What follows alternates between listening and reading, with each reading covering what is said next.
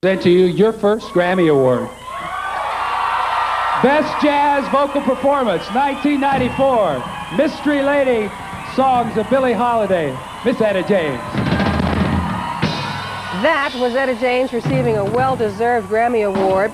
That was 4 hard decades in the making. She had many, many nominations. Her Hall of Friends includes Aretha Franklin, Tina Turner, Chuck Berry, Marvin Gaye, James Brown. Etta sang with them, partied with some of them, and now she's written about them and of course her own life in her unlicensed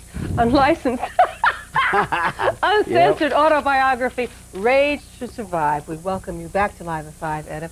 At the top of that was the clip of you receiving a Grammy. Now, this was a CD you weren't sure that you wanted to record. No, but I always loved Billie Holiday. Mm-hmm. And as a child, my mother was a real jazz lover and everything, and so I had been through those same experiences, and I said, hey, I got to do this, and I'm not going to try to do it like Billie Holiday. Mm-hmm. I just want to put that same feeling in the air, you know what I mean? Do you remember the first time you saw her? Yeah. Matter of fact, it was here in New York City. And I think it was for NBC, but it was NBC Radio at that time. Mm-hmm. And they had a show that they called the show Jazz plus Soul equals Blues, and I didn't know which one I was. I said, I wonder, because I was about 17 or 18 years old.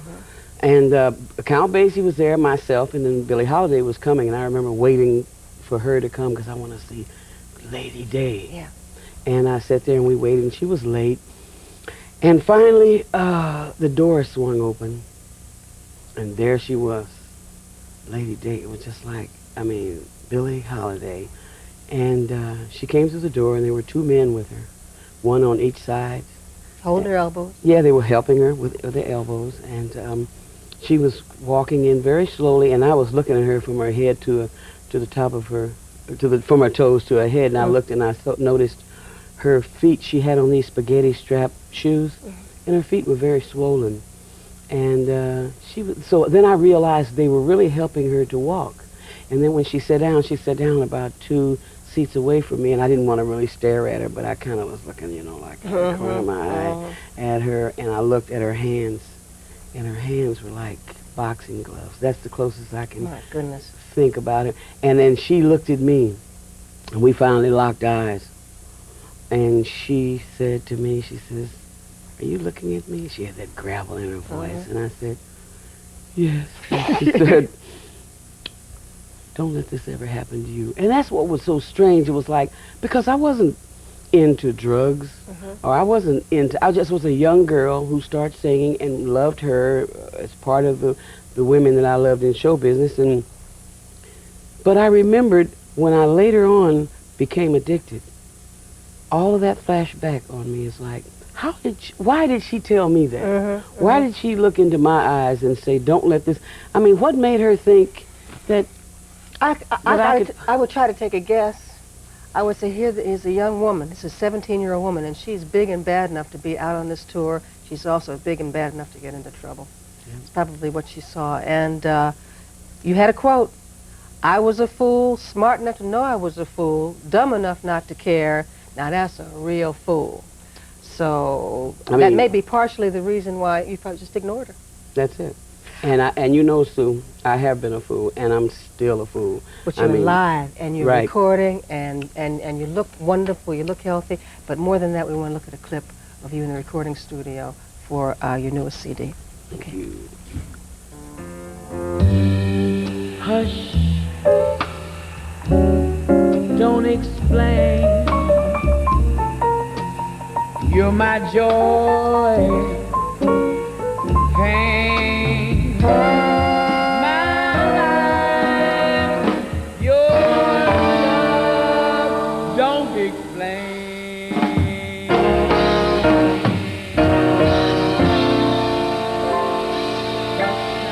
Let me correct myself and say that was for Mystery Lady that you got the Grammy for. The new CD is Time After Time, which is another album full of jazz tunes.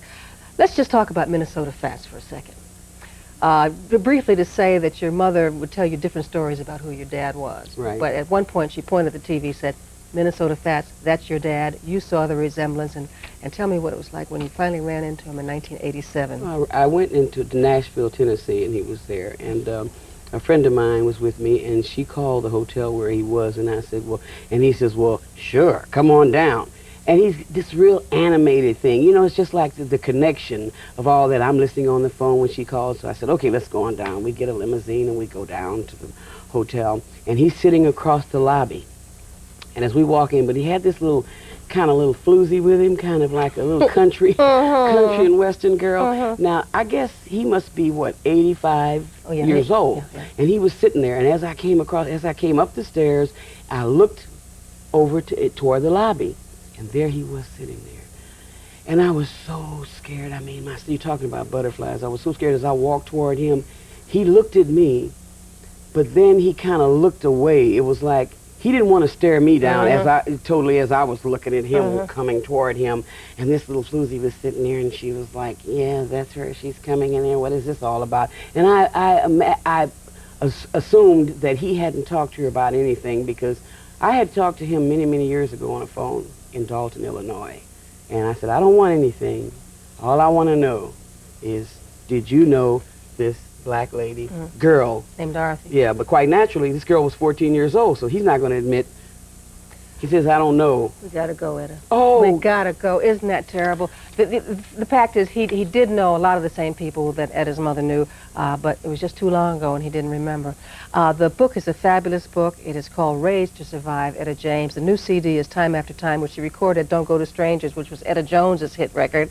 They've been confused all their life. I don't know why she recorded it, but it's a great rendition. And tomorrow you'll be signing books at the Black Books Plus, 702 Amsterdam at 94th Street. Right.